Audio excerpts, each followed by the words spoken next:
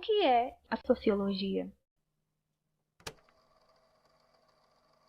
Por que estudar a sociedade em que vivemos?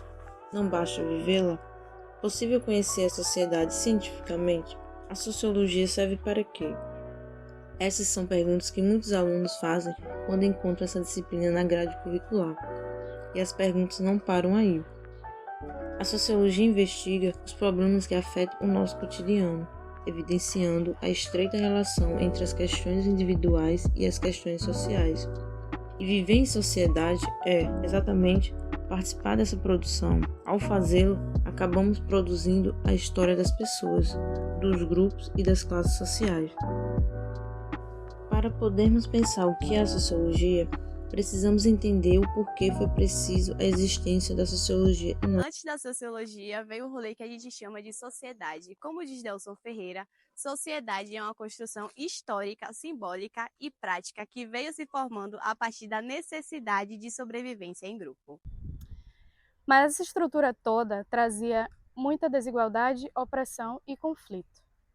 Foi só depois de milênios que a galera começou a se perguntar: mas será que dá para entender tudo isso racionalmente? Aí finalmente no século XIX surgiu ela, a sociologia, um jeitinho maroto de estudar a sociedade de maneira científica. A sociedade estava em crise, revolução industrial bagunçando geral, revolução francesa cortando cabeças, cidades crescendo sem controle. E foi aí que alguns pensadores começaram a pensar e a tentar entender como a sociedade funciona. Aí é que entra a sociologia, como diz Delson, uma ciência criada no século XIX para analisar criticamente a realidade social. Mas calma, isso tudo foi apenas no século XIX. Mas e hoje, nós ainda precisamos da sociologia? A sociologia não está aqui para dar resposta pronta. A sociologia está aqui para fazer a gente pensar, questionar o óbvio e enxergar além da superfície.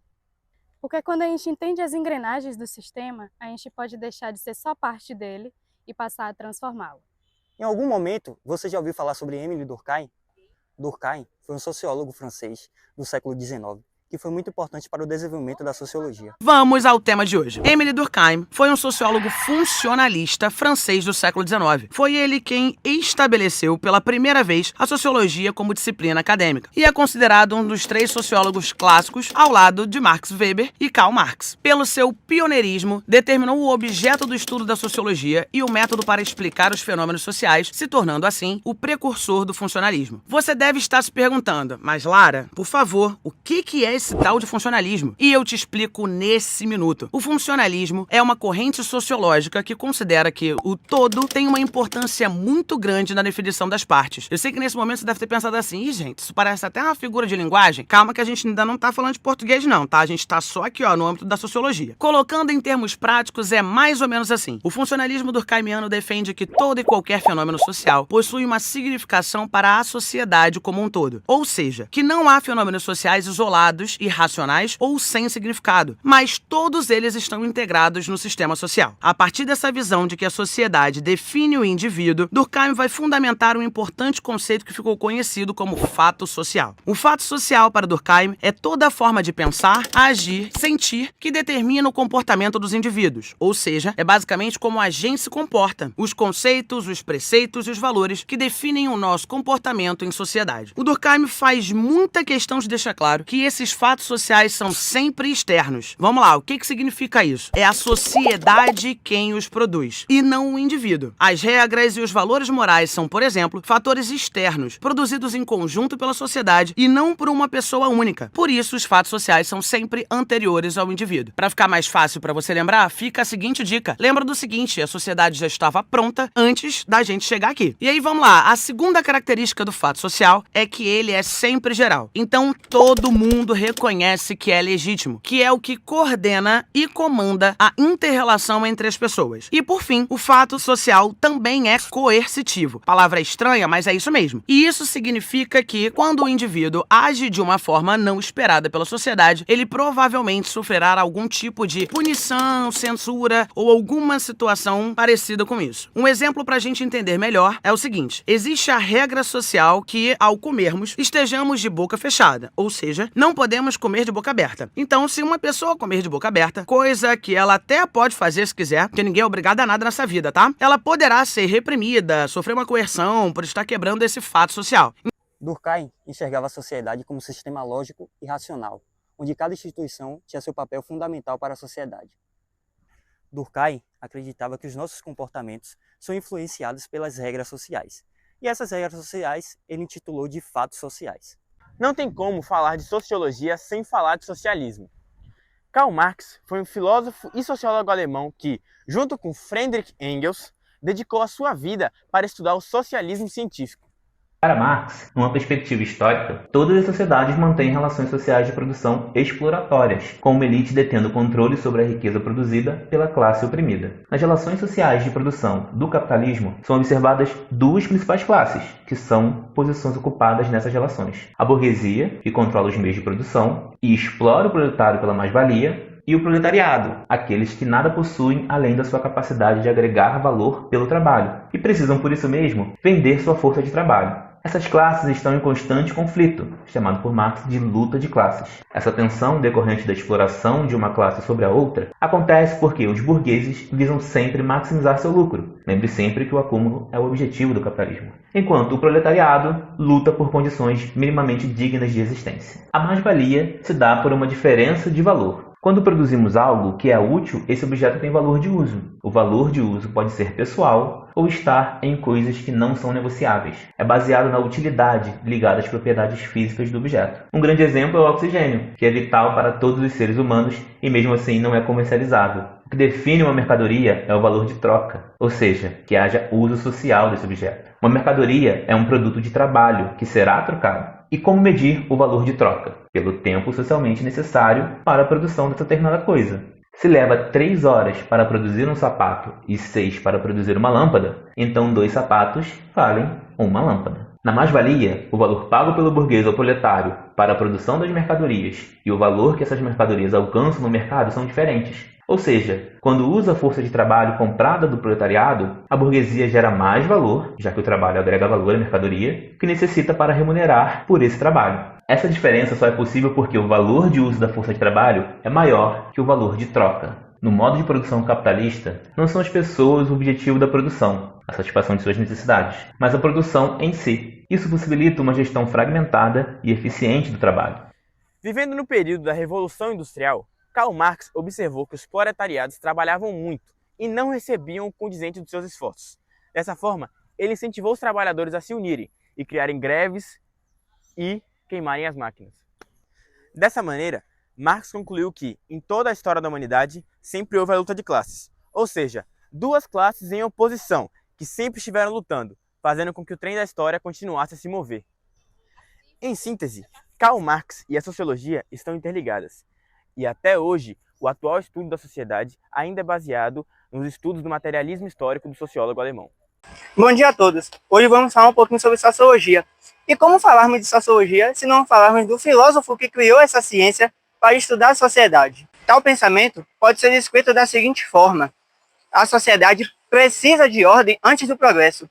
Por isso, eu fundei a sociologia com base na teoria do positivismo, acreditando que a sociedade precisa ser estudada como estudamos a química ou a física. O positivismo foi uma corrente sociológica que surgiu no século XIX e que defendia, em grande medida, a aplicação de métodos científicos baseados na experimentação como única forma de propiciar um conhecimento verdadeiro sobre a sociedade. E para a gente falar de positivismo, a gente não pode deixar de falar do filósofo francês Auguste Comte, que é simplesmente considerado nada mais nada menos que o pai do positivismo. Para contextualizar, é importante que você saiba que o positivismo foi criado em meio à Revolução Industrial e o Iluminismo. Logo, a sua principal fonte de defesa de argumentação era que o conhecimento produzido pela ciência era o melhor tipo de conhecimento para identificar problemas sociais, para compreender melhor a economia, a política e a sociedade em si, visto que esse era o intuito desse período, ou seja, compreender melhor a sociedade. Bem, como nada é por acaso, toda essa busca por conhecimento tinha um propósito: alcançar a ordem e o progresso. E desses dois termos, eu tenho certeza que você já ouviu falar. Se você pensou na bandeira do nosso país, acertou. Esse conceito está presente na bandeira do Brasil, trazendo consigo a ideia de atingir a ordem e o progresso através da ciência. Voltando ao filósofo francês, Comte observou o processo de formação dos grandes centros urbanos. Dessa forma, pôde refletir sobre fenômenos sociais absolutamente novos que surgiram em razão das modificações ocorridas na sociedade europeia daquela época. De acordo com a teoria de Comte, o estudo da sociedade deve ser tão rigoroso quanto, por exemplo, o estudo empreendido pelas ciências naturais. Assim, a ciência da sociedade deve ser rigorosa, visando dar à sociologia o caráter de uma ciência universalmente válida, baseando-se sempre na experimentação, a fim de explicar corretamente os fenômenos sociais. Para isso, ele deixa de lado o conhecimento do senso comum e conhecimento religioso e vai se apoiar no conhecimento exclusivamente científico. Dessa forma, Comte defende que a história do pensamento humano se desenvolve do que chamamos de lei dos três estados. Max Weber foi um sociólogo alemão que sacou que o mundo estava virando um grande escritório. Ele dizia que a modernidade era movida por razão, pela burocracia e por regras. Tá vendo? Sociologia não é tão complicada assim. Pelo menos ela tenta nos ajudar a compreender as coisas complicadas da vida, como a burocracia. Em suas obras, onde analisou o significado deste conceito, Weber afirma que a burocracia torna a administração mais eficiente e garante a rapidez e racionalidade ao trabalho. Se por um lado essas regras são contribuintes para o funcionamento racional legal dos estados modernos, ela também representa uma força que restringe a inovação política e que tolhe a formulação de programas que conduzam a sociedade a formas mais eficientes. Embora existam críticas ao que Weber defendeu, principalmente com base nas experiências das décadas seguintes, essas e outras ideias ajudaram a organizar o pensamento sociológico emergente da época e também posterior. Além disso, seu trabalho ecoou em outros campos do saber, como a política, economia e a história, com destaque para a Ética Protestante e o Espírito do Capitalismo. Com este título, uma obra que parece misturar economia e fé. É isso mesmo? Esta é a sua obra mais lida, ensaio publicado em 1904. Nele, Weber destaca a importância de algumas características do protestantismo ascético, como principal responsável pelo nascimento do capitalismo moderno. Está se perguntando o que seria protestantismo ascético? Protestantismo é o nome dado às vertentes do cristianismo que surgiram logo após a Reforma Protestante, rejeitando algumas práticas e doutrinas da Igreja Católica Romana. E o protestantismo ascético seria uma linha de protestantismo que valoriza a disciplina pessoal e o trabalho árduo como expressão religiosa. Tá, o que isso tem a ver com o capitalismo? Weber observou que essa influência do protestantismo ascético possibilitou a criação do capitalismo moderno. Isso porque a presença da riqueza como um sinal da bênção divina, a poupança, a parcimônia no gastar, como também a valorização de uma vida simples, formam a base do que ele chamou do espírito capitalista moderno, que ao mesmo tempo contrastam com o pensamento cristão histórico, que critica o acúmulo excessivo de riquezas, por exemplo. Se hoje você está preenchendo 3 formulários só para fazer uma consulta, parabéns, você está vivendo no mundo do Weber. Agora que você sabe a história e o desenvolvimento da sociologia, você deve estar se perguntando, qual é a importância da sociologia? Oi pessoal, tudo bom? Hoje eu vim aqui trazer para vocês alguns motivos para você estudar sociologia. E quais seriam esses motivos? Não falar besteira é um deles. Brincadeira, ainda tem mais coisa. Pessoal, então vamos para o primeiro motivo para estudar sociologia. De uns anos para cá, a sociologia virou disciplina obrigatória de alguns vestibulares, principalmente aqui no estado do Paraná. Então, acho que só esse já é um bom motivo para você estudar a sociologia. Lembrando também que a sociologia cai na prova do Enem no caderno de humanidades. Ela é uma disciplina que compõe esse caderno. Então, aí já está outro motivo. Segundo motivo, a gente sabe que muitas vezes as pessoas encaram a sociologia como se ela fosse proveniente, ou seja, como se ela viesse de uma opinião qualquer de senso comum. O pessoal fala, eu vou chegar na sala, vou só dar uma opinião e tá tudo certo. Só que não, sociologia não é opinião, ela é conhecimento científico. Então, para falar da sociedade, quando a gente está falando sociologicamente, a gente precisa ter as nossas conclusões embasadas em dados científicos. E como é que a sociologia faz isso? Transformando todos os dados do IBGE, por exemplo, que são números, e transformando em hipóteses sobre a sociedade, pesquisando sobre faixa etária das pessoas, por exemplo, por que uma pessoa que nasceu na década de 70 tem menos habilidade na internet que uma pessoa que nasceu na década de 90. São questões que a gente coloca e também tenta responder na sociedade. Motivo número 3, ainda falando de opinião. Quando eu coloco 2 mais 2 igual a 4, tem um raciocínio matemático por trás disso, lembrando que a sociologia é uma ciência e a matemática também. Então tem esse raciocínio do matemático para chegar nesse resultado, nessa conclusão. Se eu falar 2 mais 2 igual a 3, eu vou estar dando a minha opinião, certo? Mas não quer dizer que é porque é a minha opinião que eu tenha me embasado. Eu posso falar que eu cheguei nesse resultado porque eu acho que é assim, sem explicar grandes coisas. E é isso geralmente que o senso comum, que eu falei um pouquinho dele no vídeo anterior, faz. Porque o senso comum ele é baseado em experiências gerais sobre determinado assunto. Então, diferentes sociedades, diferentes camadas sociais vão ter diferentes sensos comuns.